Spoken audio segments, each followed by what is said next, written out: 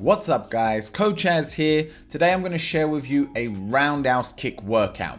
In particular, this is a workout for working on your back leg roundhouse kick. Now the beauty of this is, effectively what I'm going to give you is 10 different rounds. You can work this shadowing, on a bag, on a kick shield, on a Thai pad, with a partner, any way you like it, and you can adjust the length of the rounds depending on your conditioning or how big a part of your workout you want it to be.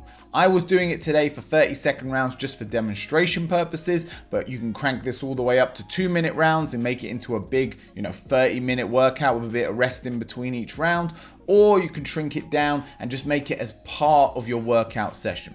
So let's get straight into it. I'm going to explain each round what I'm working on and break it down piece by piece. Now before you get started with these rounds, always make sure you warm up properly, do some star jumps, jump some ropes, go for a jog, do a little bit of stretching, in particular for your hamstrings and your groin, because these are the muscles that are most likely to get pulled or damaged, and if you damage yourself, you're going to be out for a long time. Round one, we're going to be working on straight up leg kicks. I always like to start with leg kicks, mostly because they're nice and low, so they don't put any strain on my flexibility, and they allow me to really warm up my hips and get my body moving through that range of motion, that rotation of the hip round into the bag. Now, I'm a big believer that you can kick with your shin, with your instep, and even with your foot if you're hitting the correct targets. But today I was working on connecting with my shin, turning my hip over and shooting my kick down into the thigh or that height of the bag. Round two, we moved that up to body kicks. So really, all the principles here are going to remain exactly the same. I'm just cranking up the height to now shoot that kick round and up into the side of the body. Again, as I go through these rounds, I'm going to increase the height, so therefore I can work on my flexibility as my body starts to warm up. The one thing I'll say if you're working this with a partner is make sure that you're being really conscious of the elbows of your partner, that you're not meeting the elbow by kicking upward, and that you're bringing that hip around so that you hit into the body. Round three, I'm sure you've guessed it, we're going to be working the head kicks. Now, I've let my flexibility work slip recently and it really showed in this video, so apologies for the poor form. I need to get back on a regular stretching routine. But again, we're working the same ideas, the same concepts, turning that hip, rotating that foot. Really, if we're going to do a workout that's focused on one kick like this is what it's going to be. It's plenty of repetitions of effectively the same movement with small variations, so that we're just constantly sharpening that axe, making that technique better and better.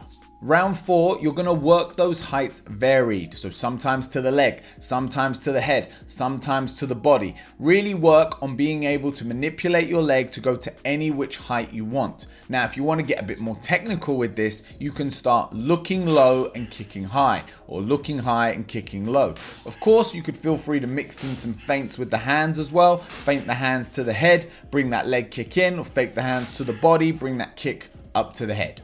All right, round number five, let's start adding in a bit of variation. We're now going to fake in with a lead leg teep to then shoot the back leg round. From this point onwards, I'm not really specifying the height of the roundhouse kick. You can vary it up, or you can work one specific height all the way through. Really what we're looking now is setups to land that kick. This first one, we're lifting that teep up, we're lifting the chamber of that front kick and using it to close distance and slide in, set ourselves up, plant ourselves to then rotate and shoot that kick round into the body. Number six, we're setting up that kick off of the lead leg roundhouse. So I'm going to throw my lead leg roundhouse first and then fully rotate my hips back round the other way to initiate the back leg. Again, we can vary the heights on both of these legs. I might shoot that lead leg to the leg and then bring my back leg up to the head, or vice versa. Really, the big focus at this point now is on getting that hip rotation. By throwing the lead leg, you're going to turn your hips even further around the opposite way of what we want for the back leg. What this allows for us is to generate a lot of torque and rotational force as we place that foot and turn around to kick with that back leg. Number seven is a similar variation, but this time we're going to utilize the switch kick. So now we're getting power off of both sides. We're pulling that front foot back to make that front leg a back leg, kicking with it, landing it in front, and then shooting our back leg round. This is quite a high energy round as we're using a lot of power on both techniques. So again, you might want to do fewer repetitions, more quality repetitions, rather than just blasting through, or you can blast through and use it as more of a conditioning round for your kicks. These last 3 rounds, you're going to want to grab your gloves because now we're going to start setting it up off of the hands. Starting with setting it up off the lead arm. In this case, I was working it off of the jab. So I'm working my lead arm jab to my back leg roundhouse kick. Now, again, I can throw that jab always to the head and vary the heights of the kick, but I could also throw that jab into the body and vary the heights of the kick as well. What we need to be conscious of is that our arm is shorter than our leg. So in this instance, this is why I've been practicing landing with the shin more, because the shin allows me to be closer to my opponent and still land the kick. Whereas if I wanted to land with my instep or my foot, I need to be further back. So especially on a freestanding bag where there's no swing, or a partner where there's no movement, I need to have a way of being able to initiate straight off that jab into that kick. If I was going to hit with an instep, I'd slide back to create the space in order to kick. Round 9, we're setting it up off of the backhand. Now I did this off of a 1-2, but you could just throw this straight off of a cross, straight off a reverse punch. The idea really is that we're being conscious of the fact that when we throw that 2, we're rotating our shoulders and hips round into a position where we could then initiate straight into the kick. Now you've got 2 options here. You can continue to rotate out of that kick, or you can pull that cross back and reinitiate the rotation into the kick. One you'd say could be more efficient, but one would allow you to generate more power.